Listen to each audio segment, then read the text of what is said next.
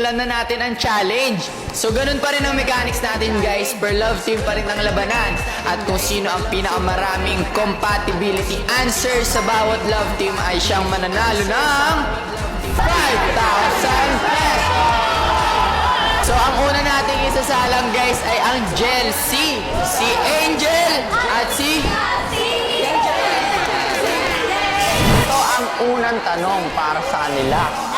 Valentine's gift. 1, 2, 3. Flowers. Wala, linggo agad. Ito maganda to eh. OPM music. 1, 2, 3. Ere.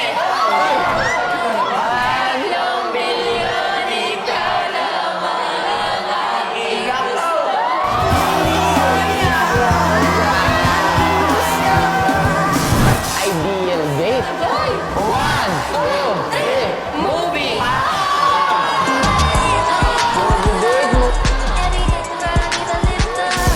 Beach. Kahit ang beach.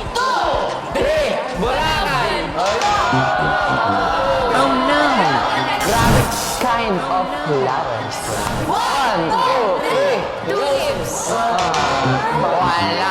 Oh no! Okay, ito. Terms of endearment. 1, 2, 3. Love. Oh no! Hindi pasok. Katniel movies. Ay. 1, 2, 3. Barcelona. Gatsu.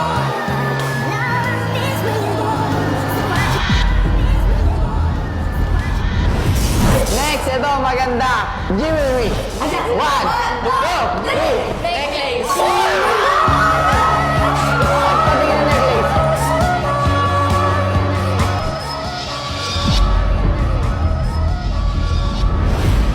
So, next question. Gen Z slang words. 1, 2, 3. Slave. Oh no!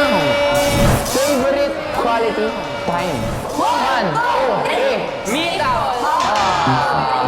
Meet up sa kalabawi kayo dito. Unforgettable moment.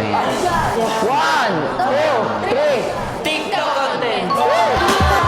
Unforgettable talaga. Coffee shop na gusto nyo lagi puntahan. 1, 2, 3. Starbucks. Diba? Social media app. 1, 2, 3. Messenger. Kasi lagi kayo doon nagbigat eh.